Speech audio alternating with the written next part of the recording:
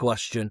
Oh, Whether mate, we actually had one. It really did. It all went from bad to worse. So so we'll get on to 2025 season. We'll start out with the manager debacle, mate. So obviously Neil Collins had left, and the whole thing dragged on for so long, didn't it? You know, the whole thing about bringing a new manager in. So at first we were bringing Richie Wellens in, from Leyton Orient, and that seemed to be a done deal. And then out of nowhere, he re-signed another contract, and you know, Leyton Orient put something out there to the effect, "I hope this puts an end to all the rumours and all that kind of stuff."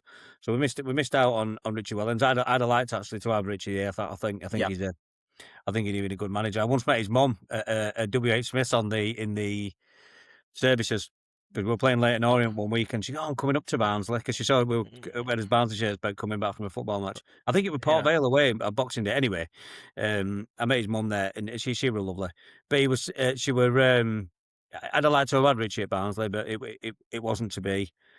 And then the debacle, the sort of ongoing saga with whether Daniel Stendhal wanted to come back. I can understand why Daniel didn't want to come back. You know, although it wasn't the owners that got rid of him, it's still the same ownership group, and he decided to stay in Germany, which was a shame. Was there any more that we were supposed to be getting in, Dan, that we didn't get in that I didn't remember? I think it was so drawn out. I think Michael Duff were another one. Michael Duff, there we go. Michael Duff.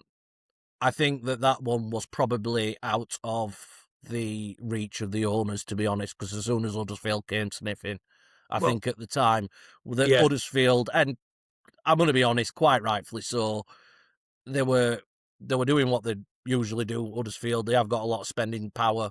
Yeah, and it looked like a more likely prospect in becoming a championship manager again after a bad tenure at Swansea. But yeah, I think that, you know, and I'm not meant to be going over old ground here, I think that the Thalhammer debacle really, really dragged out that process. I think but from what we could see, we were putting all his eggs in one basket with Thalhammer, and then on their data analytics, and, you know, so we knew that we're getting a data guy, and then, you know, who ended up getting the job, Darryl Clark. And I mean, this is the sort of thing that we're talking about when it comes to strategy, Ryan.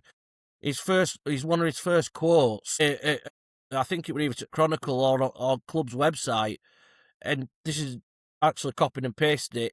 Data is a great use. I wouldn't be stood here if I didn't hit the data stats. But for me, the key is mentality, game plans, training, togetherness, culture. That doesn't come from data. It comes from within.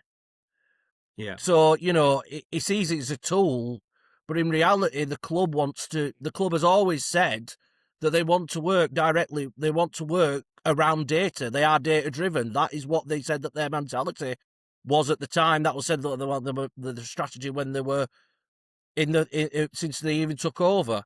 So I think it shows that there was clear evidence that the managing recruitment was scattergun by that stage, and they were just trying to get somebody in. I think it showed as well, when we're probably going to get onto transfer windows at recruitment, how much they were willing to back Darryl. Yeah. And we're going to probably get on to what he says as well. I mean, if you look at it, Dan, if you look at his record, with regards to promotions, he's got promotions out of non-league and from League 2 into League 1. But he'd never really managed much higher than he hasn't managed higher than League 1.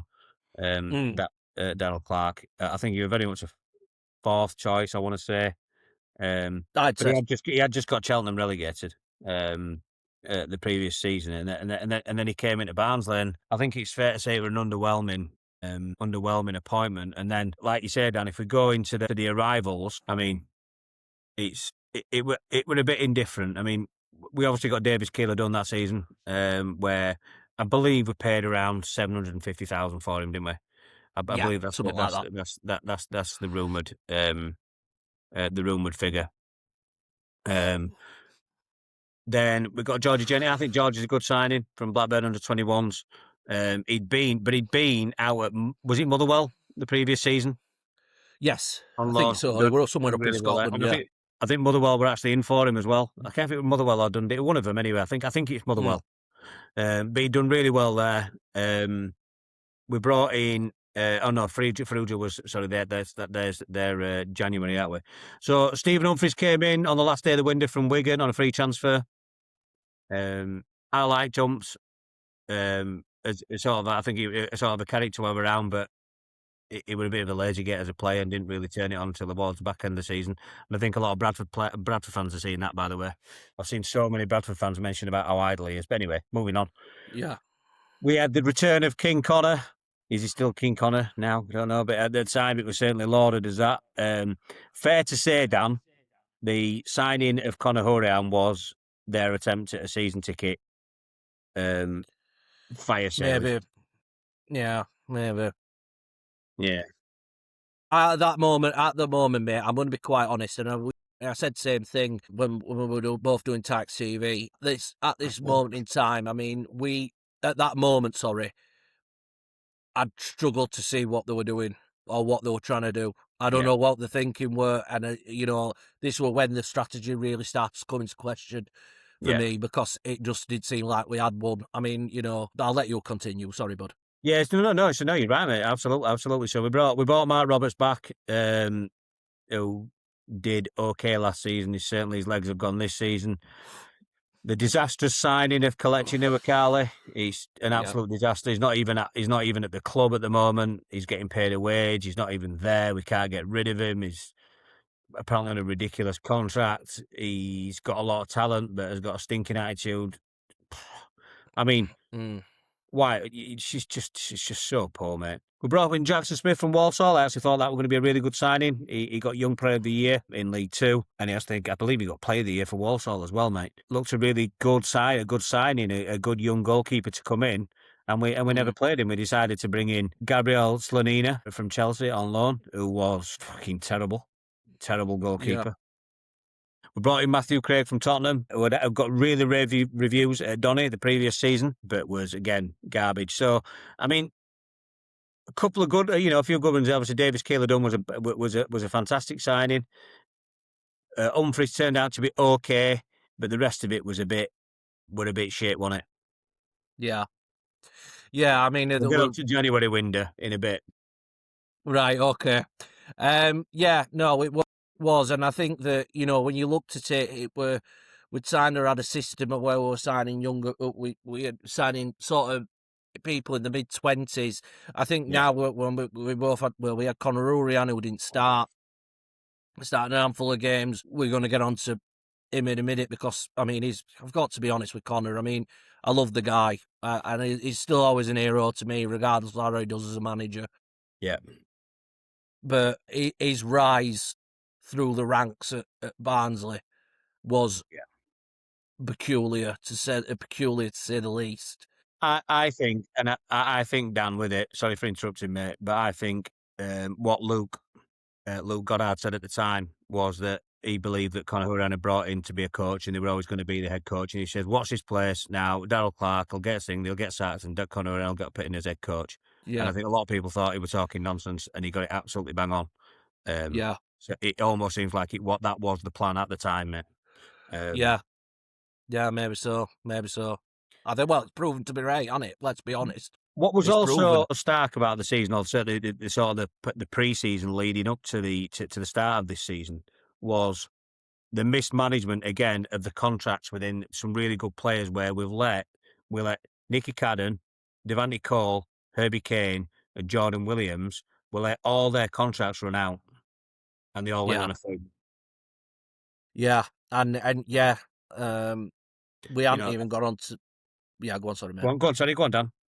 Yeah, we haven't really covered that. I mean, we haven't really covered that much, and it is a good point. It's a really good point. His whole strategy, before that point is get players in for undervalued players, as we like to call them, undervalued players. Get them in from probably clubs that are either lower down the pyramid, or in some cases League or Ireland, when you look at Neil Ferrugia and Barry Cotter, and develop them and then sell them on for more money.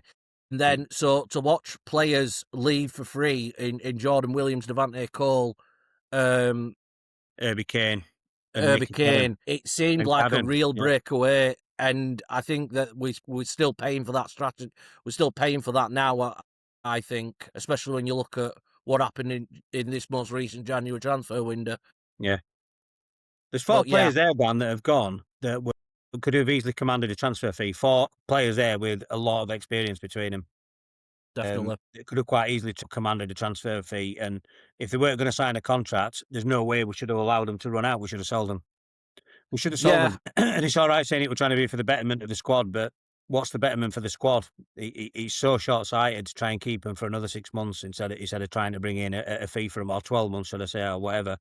You know, those guys should have been sold, and we should have commanded a transfer fee for them and invested it back into the squad. And we let 4 good players, well, maybe not brilliant, but certainly players that could have easily commanded a transfer fee, mate. absolutely, and yeah, Again, you it's just see that. piss poor management again, mate. Piss poor management of the money and the squad and the contracts. And you know, and so from a footballing standpoint, we got off to a very, should we say, it was a bit of a lackluster start. But come sort of Christmas time, we're kind of getting back into it. We'd had a bad Yeah, run up to October, and we had the international break, and then we came back from the international break because I think we've been beaten by Huddersfield 2-0 away, and then we played him in the cup. Actually, I went to that cup game, that shit cup, whatever it's called, the EFL Trophy. So I went to that, and mm, that was a 2-0 loss as well. And then from that point, we had a break, and we really needed that break because we were playing god awful. And after that point, there we sort of went on a decent run, really. And yeah, a couple of the 4-0 loss to Leyton Orient at home. A couple of bad things aside, we got ourselves into the league, and come the turn of January when we beat Wrexham at home on New Year's Day, where we'd had a really good Boxing Day as well. Away at Bolton, coming from behind to win. Um, we found ourselves in 5th place, mate, in January, and yeah, then shall we say the season took a nosedive? yes, It took yes, a fucking nosedive, you know. yes, and And that also correlates with another recruitment window, the famous one, as we like to. well, should we just cover it off, mate? Should we just cover it Yeah, off? let's get it out of the way. So 2024-25. So in January, right? Did anyone leave in January?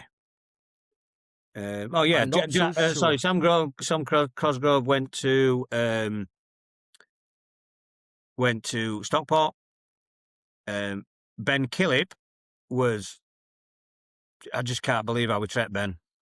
I just can't believe it. I think at that point, before he left, he'd been brilliant for us in goal. In fact, he'd been probably Yeah, one of his most consistent performers. And then Darryl Clark came out and said, "Oh well, he's been all right, but we've got Joe Gauchi in from Villa on loan and got rid of him. We got rid of him, sold him to Portsmouth. It was the most disgusting treatment of a player. You know what I mean? It was just horrendous. But anyway, again, yeah, another long line of shit that's gone out, mate. So, Kieran Lofthouse went to Burton on loan. Andy Dallas went back to Morecambe, and Gary Buslina went back to his club, but he'd been back there anyway. But that's not yeah, really the massive problem. The Ben Killip one was a poor one, but we knew that we needed a striker, and we needed to really sort of beef up the top end of the park. And as it's continued since for the last 3 years, we failed to get. We failed to get a striker into the club like we're, a striker that we've been begging for. But anyway, so Neil Farrugia came in early in the window, and he was poor for his entire time he was at Barnsley. He did very, very little. We signed, and I'm not kidding you, we signed Dexter Lembakisa as a left wing back, or was he a right wing back? I don't know what he was. He was somewhere, weren't he? yeah, He was a wing back on a loan transfer, and he was shy. We got Gauchi in from Villa as a keeper, and that's what led to Ben Killip's departure. And he was okay, got injured, and we ended up with Flav and Jackson Smith in goal, both who got yeah. injured. The goalkeeper thing. Didn't we have about 5 keepers in 2024-25? So it's something ridiculous And like then the that. signing of the century, mate. The signing of the century in Clement Rodriguez on the last day, day of the transfer window. What an Yeah, what an absolute disaster. What an absolute disaster that window was. It was just embarrassing, piss poorly managed, trying to, I don't know if they were trying to play the market or trying to be clever or trying to do things on the cheap. and we ended up desperately trying to sign a League Two in France striker that scored 8 goals in his entire career. Mm. I mean, where'd you? Yeah, I mean, you've just summed it up, really, mate. I mean, this is where the kind of club really, really does fall in on itself because, for ever in a day. I mean, we just as a bit of a side note, I did a quick look again through Fans Forum. I've said this.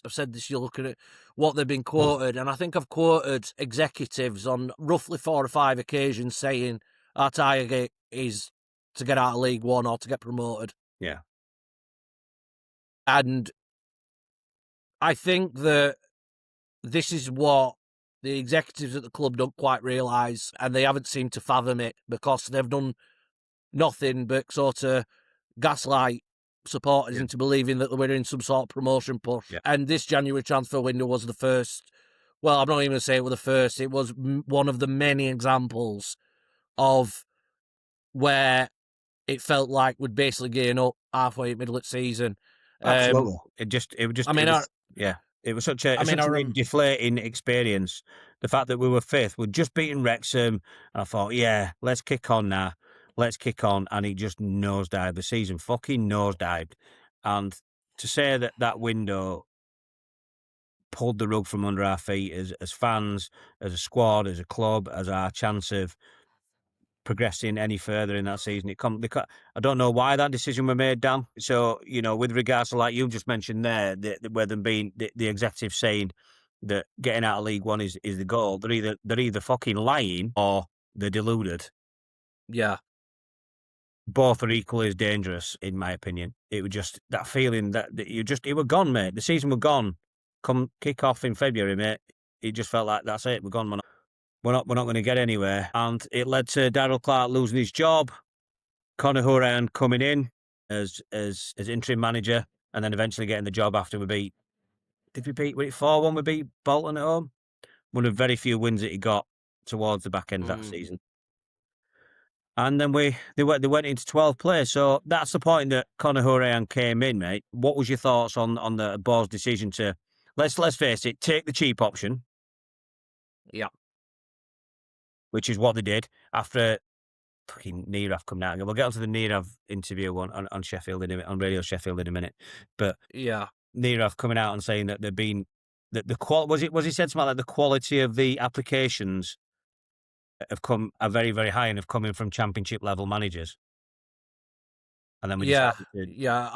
I mean that Radio Sheffield interview was a complete disaster. But I mean, I've got a direct quote from when he was sacked. Nira reacted by Daryl has worked extremely hard to try and get the team competitive and pushing for promotion. Unfortunately, we find ourselves 8 points away from playoffs, and feel that a change is needed. And we finished that season 12th. It was the worst. It was club's worst finish in 22 years, and Barnsley finished 17 points adrift. Yeah, our lowest playoffs. finish in the pyramid since 2002-2003, a season which we were in administration. Dan, it's worth points. Yeah, it's worth pointing out. We're the highest goals conceded ever at that level for our football club. Yeah, this is the thing. Yeah, this is the thing. I mean, you go Conor, his ascendancy through being a player coach to an assistant manager. And I don't even think he was the only assistant manager at the club at the time. Yeah. I think John Stead were also an assistant. So we had 2 assistant managers, sorry. It were, I mean, you look back on it now and it was just bizarre. Yeah. It was just really bizarre. Everything, that sort of ascendancy. I don't think, maybe it does happen in football. Maybe it does. And maybe I don't know about it. And I'll be perfectly willing to admit that if I'm wrong, I'm wrong. But it just felt so strange.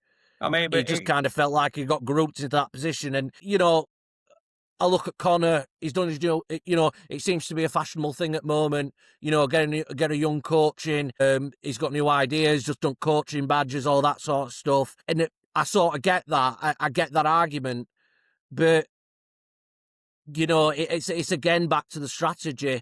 You've gone from wanting Dominic Thalhammer to ending up with Darryl Clark, who, to me, those people, from what I know of Dominic Thalhammer, it's complete opposites, it's polar opposites, to then going over to so Darryl Clark is the sort of EFL seasoned pro manager, if you want to call that, got loads of promotions under his belt, and then you go from that to Connor. Yeah. A manager that's, a person that's never managed at this level before. Cheap option, Dan. Cheap option. That's all it is. Let's call it what it fucking is. We can sit there and say we're experimental. We think that Connor's ready for it, and blah blah blah blah. Listen, it was a cheap option, and that's why they took it. And they tried to gaslight us with saying that there were loads of people applying, but we decided to go with Connor. Blah blah blah. Listen, bollocks, mate. Absolute bollocks. You went with it because it was a cheaper option. You didn't have to sign anybody else, or take somebody out of a contract, or pay somebody out of a contract, or pay somebody an higher rate. You're not going to get it. You're not going to get any managers to come in because Connor's first job is probably prepared to work under these bullshit conditions of, not being able to sign who he wants and very minimal transfer budget and all that kind of stuff. So there's reasons to it, but ultimately it comes down to the fact that they went like this, they crossed the fucking fingers and went cheap option. Let's see if it works. Let's see if he does a Kieran McKenna, and he hasn't. So that's sort of the back end of that season, mate. Let's just before we move on to this season, which is just been fucking hell, I've just had enough, mate. I just pull the fucking plug on this season, man. Jesus. But anyway, before we move on to that, the interview with Radio Sheffield was not only an eye. The interview with Nareev, by the way, I think it was Andy Giddins that did it. I can't remember who actually did it. I'm sure it was Andy Giddins. I apologise if I'm wrong, but he did the interview on Radio Sheffield, and fair play to him for taking the interview because a lot won't, and he did.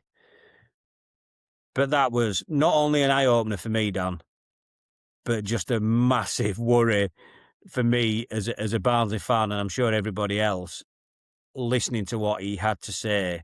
With the levels of delusion, it's either the levels of delusion or the level of bullshit that he were being fed by John Flatman and more likely Mladen Somers about the quality of the squad was concerning, mate. Yeah.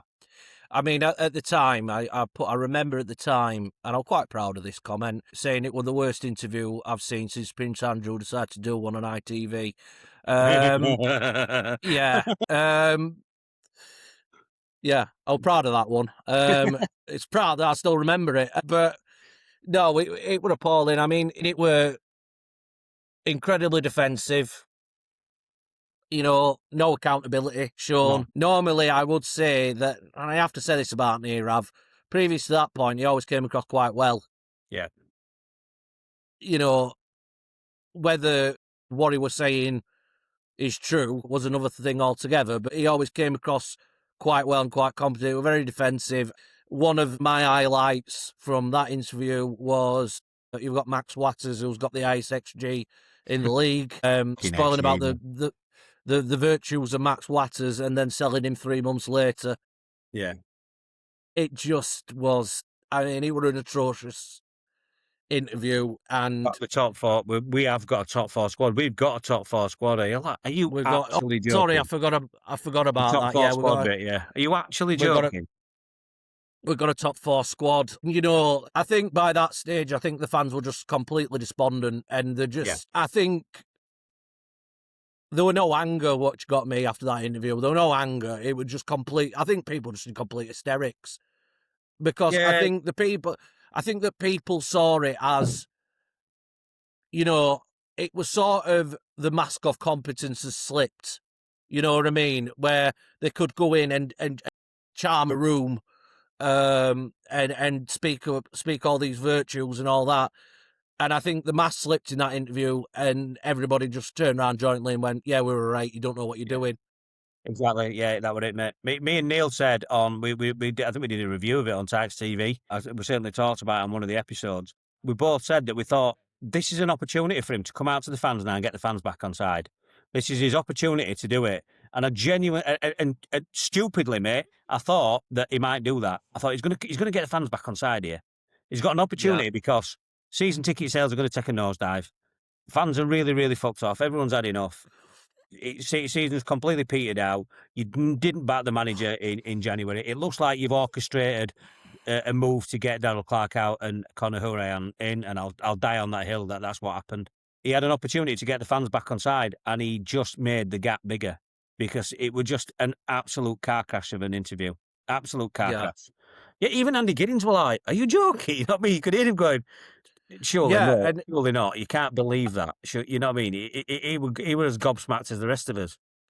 yeah, even like, I've got to admire lads over at BBC Radio Sheffield. I mean, they've had to deal with Chanzeri and keep quite Yeah, calm in interviews and try and be as diplomatic as possible. But I think even Andy was just like, "Are you're you a dirty serious?" clown. You must think you're a clown. Like, and yeah, I think it just added to the turmoil that season were. And to put this into context, I mean, that was worst finishing 22 years. And I mean, let's be honest, mate. Would you back against us finishing lower than that this season? I won't back I again. think we will, mate. I think we'll finish. We'll be lucky to finish 12th, mate. I think we're just too consistent. I Yeah. think we'll be around 13, between 13th, 16th. I think that's where we'll be. Like you say, we're Mm, on a downward spiral, mate. And the only way we're getting out of this division is through relegation to League Two, mate, under these owners. And I'm sure mm, we'll get it to the end of it with what we think about whether then whether they need to go or not. But yeah. I think it's quite clear what his answer will be. But anyway, so the season peters out, mate. The season petered out, and we saw from there, the season tickets took a nosedive, mate.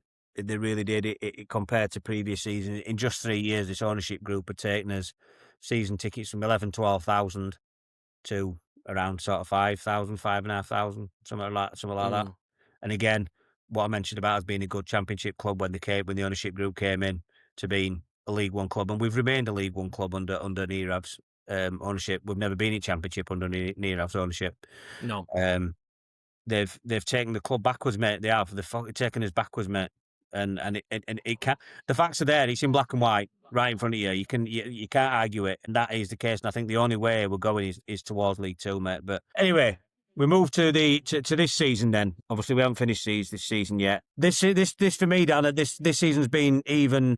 It's just been more frustrating. We made some good signings in the summer. Let's We start with did. some of the positive signings that we made in the summer. Ray's clearly coming in, although Ray's has been struggling the last few weeks. I think since the Liverpool game, I'd say Ray's has been struggling, but the lad's definitely. I think he's just been overused, me, Dan. Personally, I just think lack of squad depth is mean that we're having to use Ray's every week, and the lad's knackered. I think that's Yeah. that. I think that's all it is. People are saying, "No, he's not bothered," and he don't want to be here and stuff like that. If you saw his passion when he assisted the third goal on Saturday, you can't deny that the lad don't want to be here. Yeah. I think he's just knackered, if I'm being honest. But Reyes clearly came in, super talent. Took a while for him to get into the squad, but a brilliant talent. Patrick Kelly, what a signing, what a player. It's just unfortunate for Patrick that he has to play in such a shit team. Um, so Patrick Kelly came in, Didzy. I mean, I run out of superlatives to use for Didzy. I just think he's amazing. Yeah. Yeah, what an amazing player. But it's just for me, this season, it's not so much the quality of the player, it's the lack of depth. It's the lack of that. I think Shepherd coming back from Bradford, I really hope for a lot more out of Shepherd. And I think he started well, but he's just not being brilliant all the time at this level, unfortunately. And I really wanted him to be. Then the defence debacle, mate, this season. I mean, I don't want to get too much into football, to be fair, because we could go on and on and on about it. It's more to do with But the ownership, mate, really, than this video than anything else. But it's just been such a frustrating season. And as much as Connor has made a lot of mistakes, and his interviews at times have not been great. He seems to be the same interview, or rinse and repeat. I think he's had a couple of sort of jibes at the fans. And, only last week or the week before, he was saying, "Yeah, but we get bums off seats, we play exciting football," and they're like, "Yeah, that doesn't mean O'Connor if we can't if it's a fucking leaky bucket up at other end." Yeah. I But I think mean, this is the ultimately, that thing. comes down to what I'm trying to get around to, Dan, is ultimately it comes down to the lack of investment in the squad, pal, and that comes from the ownership. 100%, 100%. I mean, like we didn't touch on Wickham. We touched a little bit on Wickham game at start, and yeah, you're right. To summarise it, we're absolutely awful. But I mean, I said to you straight out, and this is not me defending players, it's not me defending Connor. You've got to call it out if it's an unacceptable performance. Yeah. But every time they look like they've touched that ball, they look knackered. They look Yeah, knackered from yeah, the knackered, mate. moment they walked it. And and I said, and I knew they were capable of more than that, right? And I know that we have bad games and all that. I get that completely. That weren't just a bad game. That were plays that looked so far running to ground. And I know that Connor has said in his interviews he was disappointed not to get any players. I think that's been him being incredibly diplomatic. I reckon so. I think by any rights, I think he'd be furious at that transfer window if he had that space to be Mm. honest. And we ain't got a squad mate to play Saturday, Tuesday. We just haven't. Yeah, we haven't, mate. And No. and I want to sit there, and if it was as simple as me sitting there and tearing lumps out of players, I'd happily do it. He's shit. He's not good enough. Blah blah blah blah.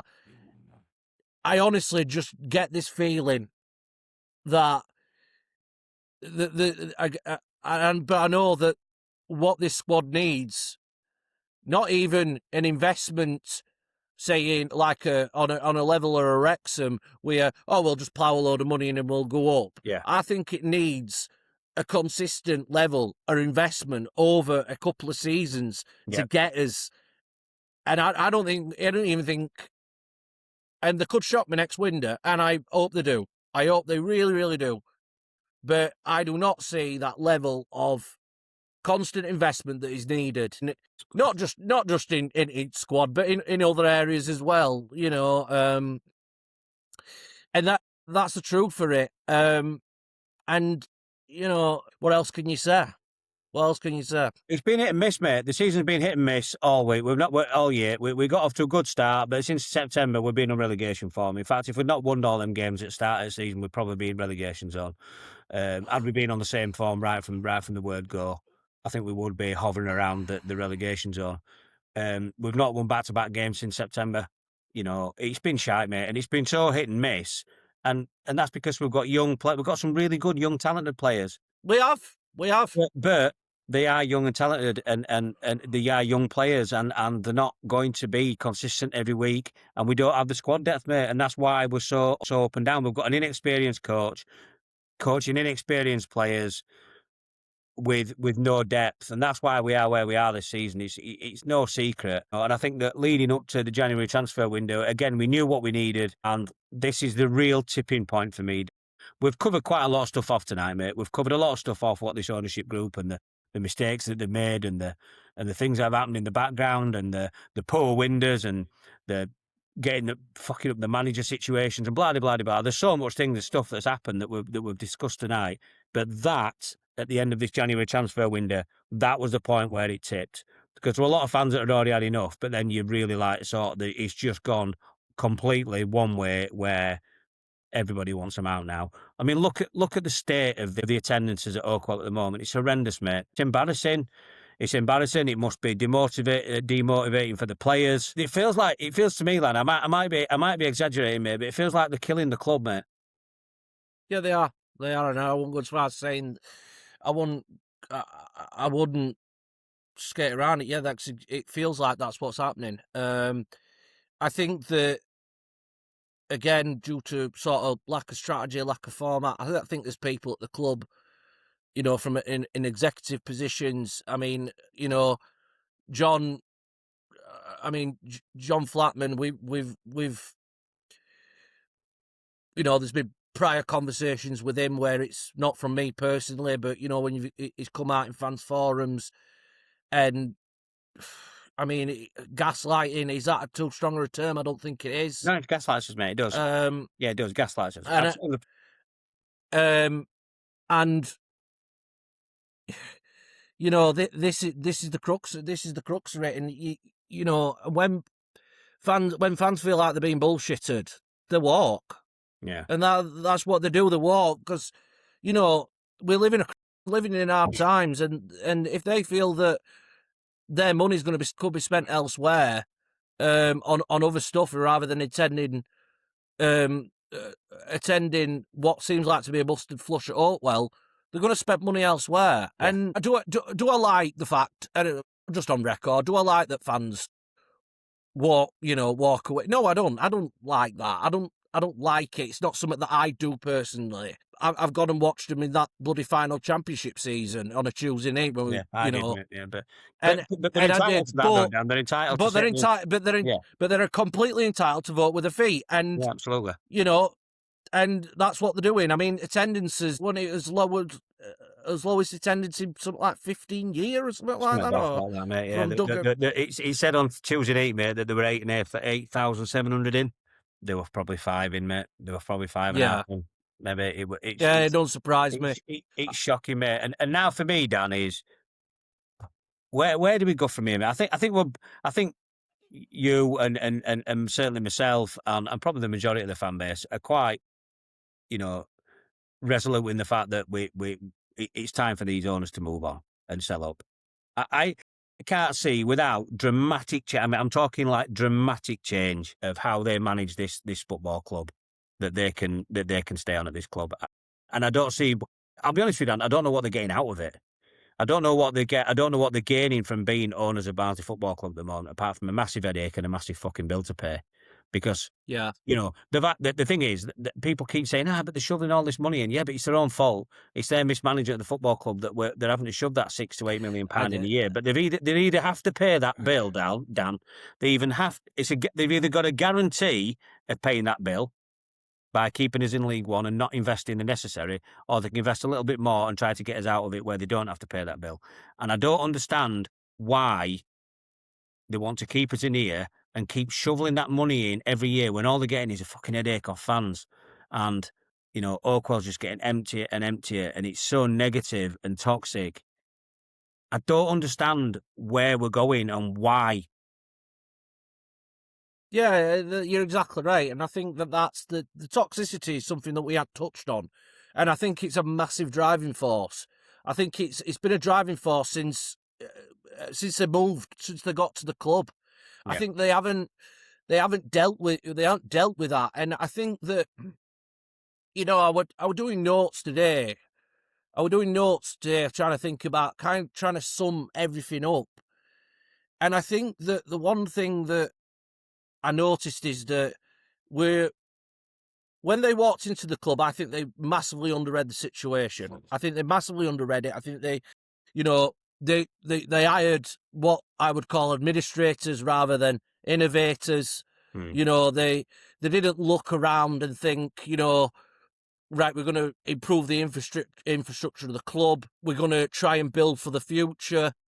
We're going to try and invest in other areas to try and prepare us for it. I mean, like, I'll get on to that in a minute, but they got your typical administrators that's all about kind of functionality and functioning from one day to the next. We aren't seeing a sort of bigger picture and looking outside box and thinking not necessarily about what other clubs are doing, but trying to create their own ideas. And I think that when you look at fans, and the fans are there's nothing for them to get excited about, because you know, all it's been for the last 4 years, and probably before that, they're going to is right. This is about going on a football first policy, where everything. It don't matter if we put prices up of season tickets. It don't matter whether we put prices up of pies. It don't matter where we put prices, because it's all going out a bit. Which, by the way, and anybody who believes that, one, I feel sorry for you for being so naive, and I'm not saying having to go at any football fan, because you shouldn't know that, but it's complete bollocks, right? Yeah. Stop believing it. And then you've got to look at you know, how we branded as a club. You know, I know we shy away from football clubs being called brands, and I don't, you know, and in an American sense, yeah, it is negative, but you are a business, and it's important what message you send out. Like branding is about, you know, looking. It's about the message you send out without saying anything, and you know, let's be honest, Ryan, I've been going to Barnsley, I think 23, 24 years. That Yeah. ground had changed. In all that time, it's the same ground that I went to for the last 20 years. We've still got that horrible West Stand. Yeah. Um, it's still got horrible, West Stand, yeah, West Stand bogs. West I Ham, always yeah. remember West Stand bogs. You know, it's still got horrible West Stand. Even when we go down at Badge, loads of clubs have rebranded, and all right, some of it's gone a bit ape shit, but gone a bit sideways. But you know, a lot of clubs have rebranded. You know, when I look at that, I think the message you're sending out is that we're not a modern club. It's the same stuff, and whilst all fans are looking around and thinking, you know, you even look at Barnsley, for example. You go into town now; it's very different than what it was 20 years Yeah. ago. And things move on, things update, things modernise, and I just don't see how the club have sent that out and how the club have changed. And yeah, we could blame that on Crine as well. But you've got to bear in mind, when Crine was selling that club, he were a millionaire playing a billionaire's game. Yeah. And he did well. And and he did well, He did it well, considering man. considering how widely football changed at that time. You've got to take your hat off to him and Yeah. say he did well. And you know, I think the hopes when we went over to getting that investment from elsewhere, and you've got billionaire owners, is for the club to at least modernise and feel like that we're going somewhere and that we're preparing for the future.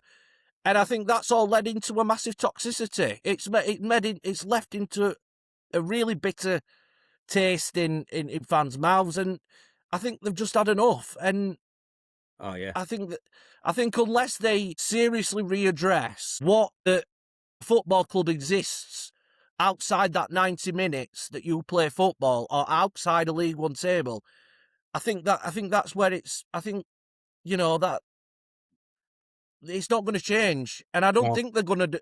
I don't think they think like that. I think No, I Neerav don't. cares about, That's what's worrying me. I think they think that everything's all right, or you know. everything's not as bad as it were. Because listen, the January transfer window wasn't the overall reason why the fans have turned. It was basically the straw that broke the camel's back, and that's without being too cliche. That's what it was, and I've never seen a turn like it, mate. It's even worse than when it were under Conway and Lee. Oh, 100%. It's the vast majority of the fan base want them gone. I dread to think what the season ticket sales are going to be. I dread to think what the transfer window is going to look like in the summer, mate, because there's so many players out of contract. There's so many players going back on loan. I worry about us, Dan. I really worry about us, mate. And to sum it all up for me, mate, I can't see a way forward with this under this current ownership group. And I think it's No. time they went. I just can't see a way forward. I can't. The only way to take it forward would be to completely change what they're doing. And I just don't think A, they want to, B, they can't, C, they don't think they have to. I don't know what the reason is, mate, but I think enough's enough and they need to go, mate. Yeah, I think they've run out of ideas. I think there's no strategy, and I think that this is. I mean, I'm just going on to this. Actually, I weren't going to bring this up, but this were a direct quote, and I want to leave people on this because one of the last things that they remember. It was a quote back in 2023. It was from. This is the attitude of people that actually own and put money into this club. If the stadium is falling down, but we are still winning, you'll be happy. Our focus has to be on winning. That was from Julian Key. And I think that's the attitude. And unfortunately, I think they've got it completely wrong. And they've got it completely wrong from start. Yeah. That they felt that they could just come in and win games. We've never been a club that won every game, but we've been a club No. that's got a good set of supporters. Yeah. And they care. And I think they've ruined it. And I think they've, and if they can't, if they can't rectify or make serious changes, then they do need to stick for sale sign up. They do, mate. They do. It's never been about wanting to win every single game. It's never been about, obviously we do want to win every game, but what I mean is it doesn't mean that because we don't win, we don't like them. It's never been about wanting to think that we should get promotion every season. But I'd like to compete, Dan. I'd like to have a club that's going somewhere. I'd like to have a club with some fucking direction and know where we're going and feel like we've got a club and we're all pulling together in the same direction. And we're not, mate. We're a million miles apart, and it's time for them to go. I think we'll finish it there, mate, because we've been on that for an hour and 40. I really appreciate your time, mate. And if you're still with us, guys, I'd love to hear your comments below about what you think of the 4-year tenure of Narif Parek and co, and anything else that you want to say. Please like, share, and subscribe. Dan, thanks very much for your effort, mate, with putting everything together and making your time to make this video with me, pal. No, not a problem, mate. I'd say I enjoyed it. I didn't enjoy the subject, but it was just like some sort of depressing loop. It's like a group therapy, mate, to get it off your chest, pal. Well, that's it, mate. You've got to do it. But I did enjoy. I did, do enjoy this, and I hope everybody else does as well. And hopefully, we can do something a bit more positive soon. Yeah, let's hope so, mate. Let's hope so, because it does feel pretty negative around Barnsley Football Club at the moment. But listen, guys, I'm going to be doing a review of the upcoming game on Saturday for who we playing, mate? We've forgotten. Exeter. There we go. Exeter City at home. I'll be doing a review of the game on Sunday. But until that point, I'll see you soon, and I'll see you after.